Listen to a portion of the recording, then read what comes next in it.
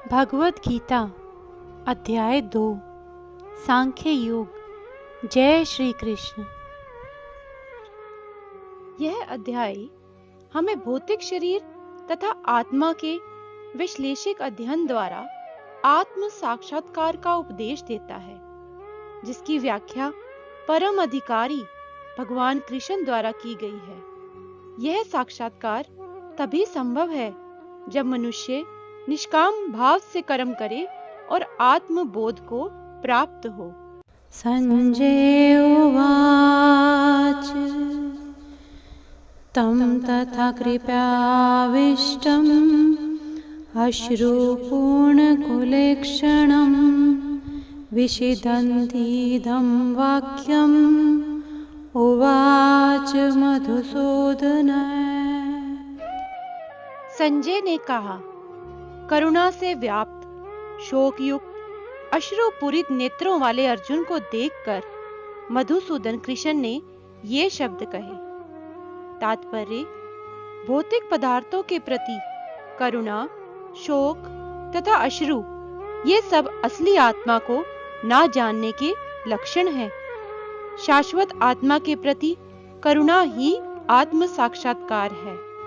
इस श्लोक में मधुसूदन शब्द महत्वपूर्ण है। कृष्ण ने मधु नामक असुर का वध किया था और अब अर्जुन चाह रहा है कि कृष्ण उस अज्ञान रूपी असुर का वध करे, जिसने उसे कर्तव्य से विमुख कर रखा है। यह कोई नहीं जानता कि करुणा का प्रयोग कहाँ होना चाहिए। डूबते हुए मनुष्य के वस्त्रों के लिए करुणा मूर्खता होगी। अज्ञान सागर में गिरे हुए मनुष्य को केवल उसके बाहरी पहनावे अर्थात स्थूल शरीर की रक्षा करके नहीं बचाया जा सकता। जो इसे नहीं जानता और बाहरी पहनावे के लिए शोक करता है, वह शूद्र कहलाता है, अर्थात वह वृथा ही शोक करता है। अर्जुन तो क्षत्रिय था, अतः उससे ऐसे आचरण की आशा ना थी, किंतु भगवान कृष्ण अज्ञानी पुरुष के शोक को विनिष्ट कर सकते हैं और इसी उद्देश्य से उन्होंने भगवद गीता का उपदेश दिया। श्री भगवानुवाच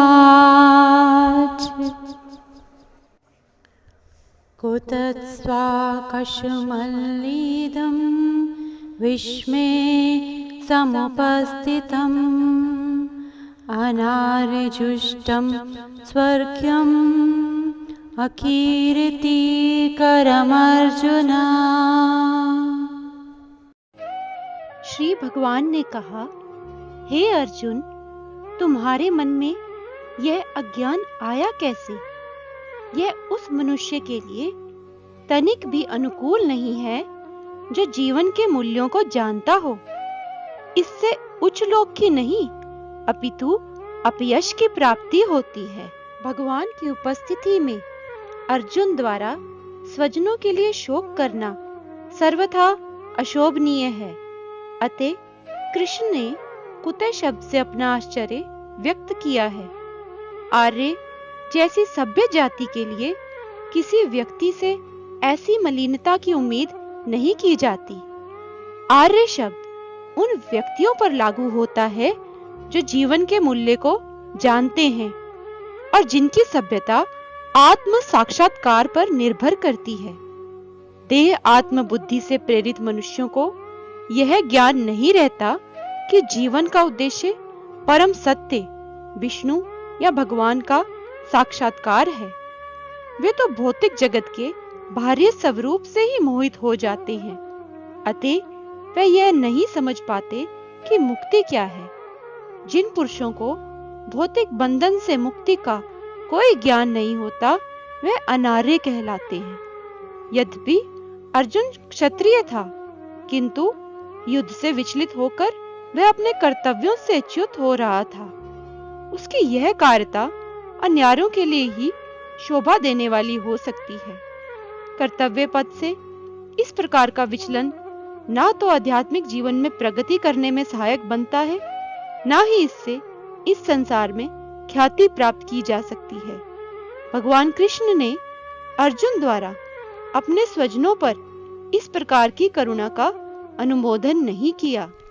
क्लेप्यम् आस्मगम पार्थ नाएतत् त्वया उपपद्यते क्षुद्रं हीर्ते दौर्बल्यं त्यक्त्वोत्तिष्ठ परं तपे।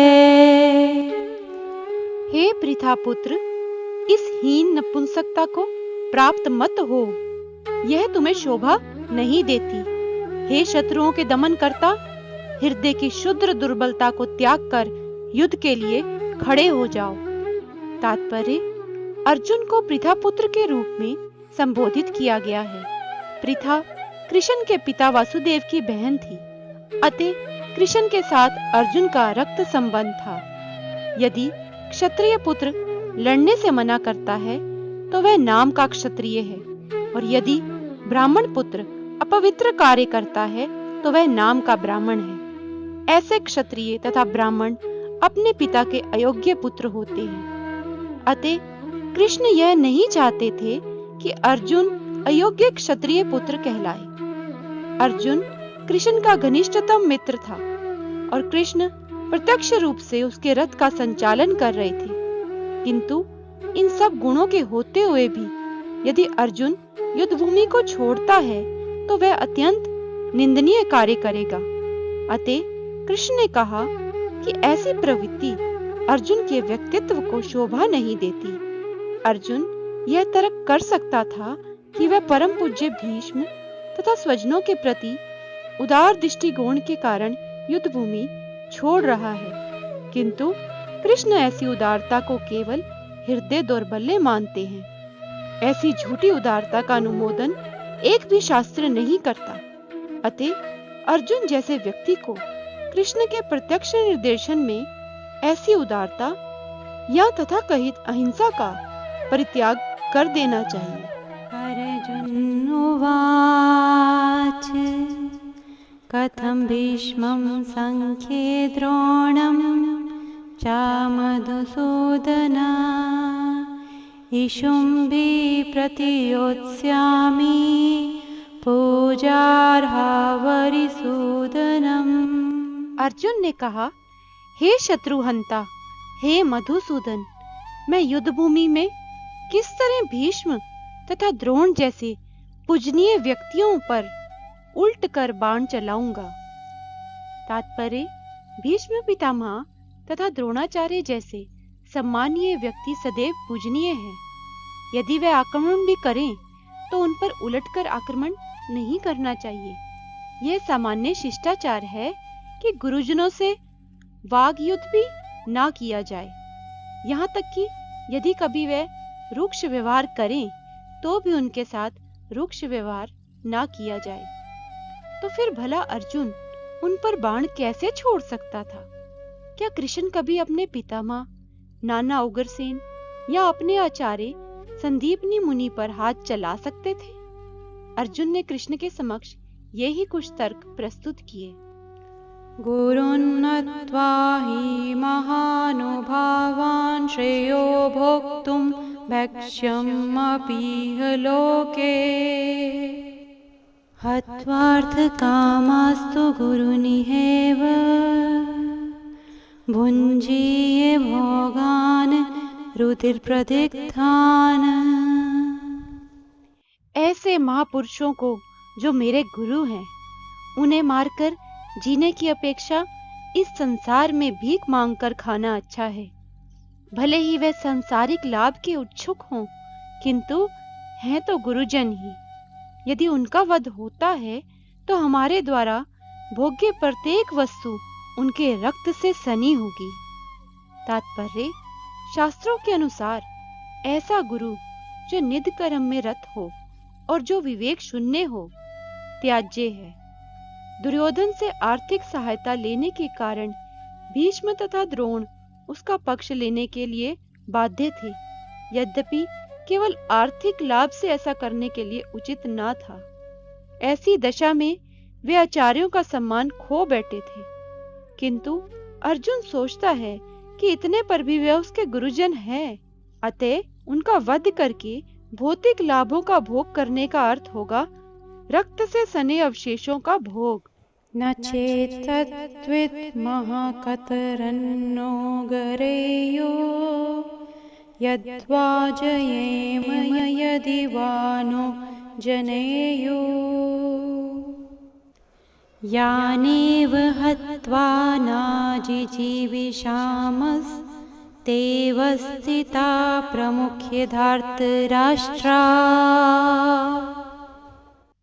हम यह भी नहीं जानते कि हमारे लिए क्या श्रेष्ठ है, उनको जीतना या उनके द्वारा जीते जाना। यदि हम धृतराष्ट्र के पुत्रों का वध कर देते हैं तो हमें जीवित रहने की आवश्यकता नहीं है, फिर भी वे युद्ध भूमि में हमारे समक्ष खड़े हैं। तात्पर्य, अर्जुन की समझ में यह नहीं आ रहा था कि वह क्या करे, युद्ध करे और अनावश्यक रक्तपात का कारण बने। यद्यपि क्षत्रिय होने के नाते युद्ध करना उसका धर्म है, या फिर वह युद्ध से विमुख होकर भीख मांगकर जीवन यापन करे। यदि वह शत्रु को जीतता नहीं तो जीविका का एकमात्र साधन भिक्षा ही रह जाता है। फिर जीत भी तो निश्चित नहीं है, क्योंकि कोई भी पक्ष विजयी हो सकता है। यदि उसकी विजय हो भी जाए, क्योंकि उसका पक्ष न्याय पर है, तो भी यदि धृतराष्ट्र के पुत्र मरते हैं तो उनके बिना रह पाना अत्यंत कठिन हो जाएगा। उस दशा में यह उसकी दूसरे प्रकार की हार होगी। अर्जुन द्वारा व्यक्त इस प्रकार के ये विचार सिद्ध करते हैं कि वह न केवल भगवान का महान भक्त था, अपितु वह अत्यधिक प्रबुद्ध और अपने मन तथा इंद्रियों पर पूर्ण नियंत्रण रखने वाला था। राज परिवार में जन्म लेकर भी भिक्षा द्वारा जीवित रहने की इच्छा उसकी विरक्ति का दूसरा लक्षण है। ये सारे गुण तथा अपने आध्यात्मिक गुरु श्री कृष्ण के उपदेशों में उसकी श्रद्धा, ये सब मिलकर सूचित करते हैं कि वह सचमुच पुण्य आत्मा था। इस तरह यह निष्कर्ष निकला कि अर्जुन मुक्ति के सर्वथा योग्य था। जब तक इंद्रियां संयमित ना हो, ज्ञान के पद तक उठ पाना कठिन है, और बिना ज्ञान तथा भक्ति के मुक्ति नहीं होती। अर्जुन अपने भौतिक गुणों के अतिरिक्त इन समस्त देवीय गुणों में भी दक्ष था। कार्पण्ये दोषो पहतत् स्वाभय पृच्छामि त्वं धर्म सम्मूढ़ चेता यच्छ्रेयः स्यान्निश्चितं ब्रूहि तन्मे शिष्यस्तेऽहं शाधि मां त्वां प्रपन्नम्। अब मैं अपनी कृपण दुर्बलता के कारण अपना कर्तव्य भूल गया हूँ और सारा धैर्य खो चुका हूँ। ऐसी अवस्था में मैं आपसे पूछ रहा हूँ कि जो मेरे लिए श्रेयस्कर हो उसे निश्चित रूप से बताएं।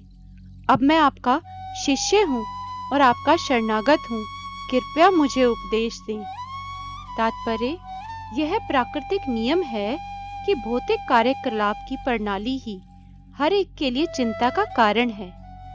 पग पग पर उलझन मिलती है, अतः प्रामाणिक गुरु के पास जाना आवश्यक है, जो जीवन के उद्देश्यों को पूरा करने के लिए समुचित पथ निर्देश दे सके। ये उलझने उस दावा अग्नि के समान है जो किसी के द्वारा लगाए बिना ही भभक उठती है। इसी प्रकार विश्व की स्थिति ऐसी है कि बिना चाहे जीवन की उलझने स्वतः उत्पन्न हो जाती हैं। कोई नहीं चाहता कि आग लगे, किंतु फिर भी वह लगती है और हम अत्यधिक व्याकुल हो उठते हैं। अतः वैदिक वाङ्मय उपदेश देता है कि जीवन की उलझनों को समझने तथा उनका समाधान करने के लिए हमें परंपरागत गुरु के पास जाना चाहिए। बुद्धिमान होने के कारण अर्जुन समझ गया था कि पारिवारिक सदस्यों के प्रति उसका अनुराग तथा मृत्यु से उनकी रक्षा करने की उसकी इच्छा, यही उसकी उलझनों का कारण है। यद्यपि वह समझ रहा था कि युद्ध करने का कर्तव्य उसकी प्रतीक्षा कर रहा था, किंतु कृपण दुर्बलता के कारण वह अपना कर्तव्य नहीं निभा रहा था। अतः वह परम गुरु भगवान कृष्ण से कोई निश्चित हल निकालने का अनुरोध कर रहा था। वह मित्रतापूर्ण बातें बंद करना चाहता है। गुरु तथा शिष्य की बातें गंभीर होती हैं और अब अर्जुन अपने मान्य गुरु के समक्ष गंभीरता पूर्वक बातें करना चाहता है। इसलिए कृष्ण भगवत गीता ज्ञान के आदि गुरु हैं और अर्जुन गीता समझने वाला प्रथम शिष्य है। अर्जुन भगवत गीता को किस तरह समझता है, यह गीता में वर्णित है। तो भी मूर्ख संसारी विद्वान बताते हैं कि किसी को मनुष्य रूप कृष्ण की नहीं बल्कि अजन्मा कृष्ण की शरण ग्रहण करनी चाहिए। कृष्ण के अंत तथा बाहरी में कोई अंतर नहीं है। इस ज्ञान के बिना जो भगवत गीता को समझने का प्रयास करता है वह तो सबसे बड़ा मूर्ख है।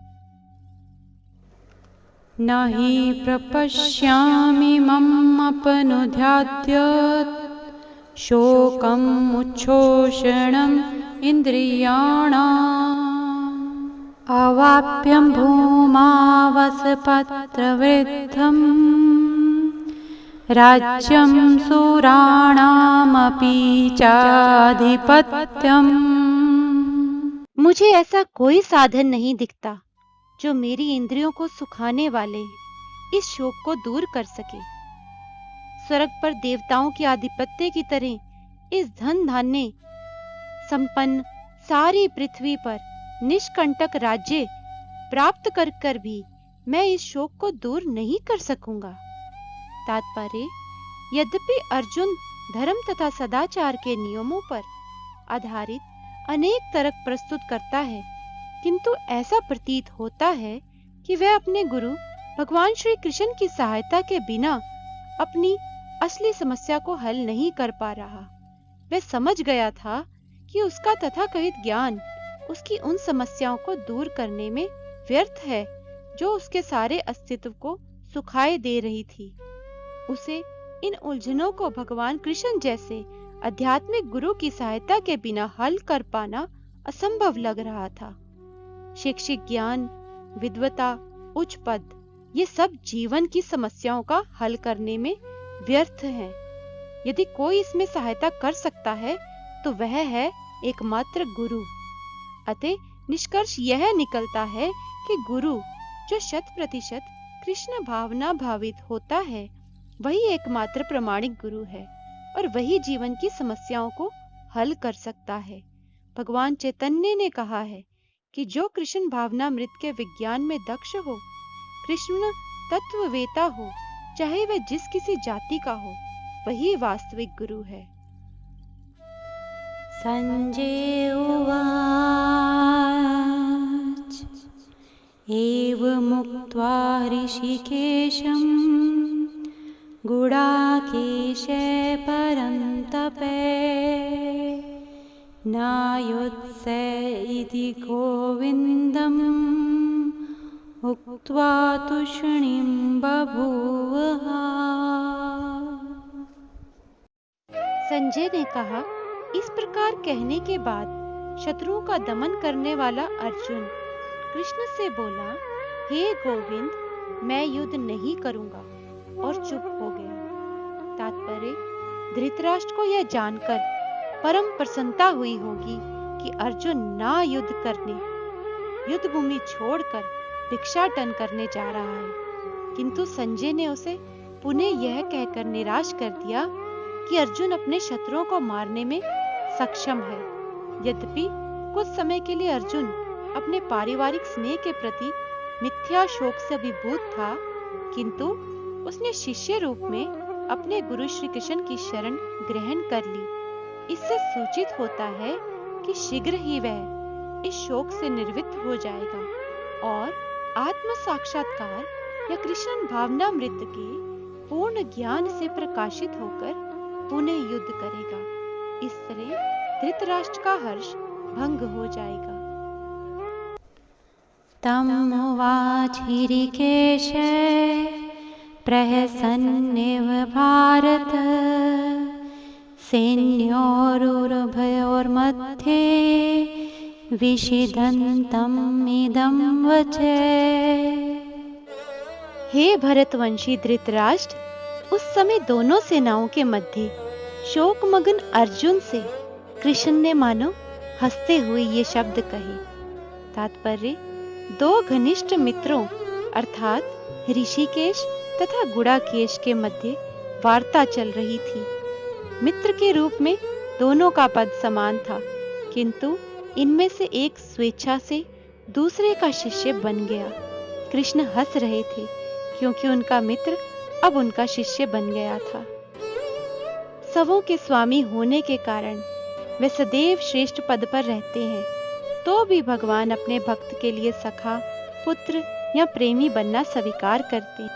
किंतु जब उन्हें गुरु रूप में अंगीकार कर लिया गया तो उन्होंने तुरंत गुरु की भूमिका निभाने के लिए शिष्य से गुरु की भांति गंभीरता पूर्वक बातें की, जैसा कि अपेक्षित है।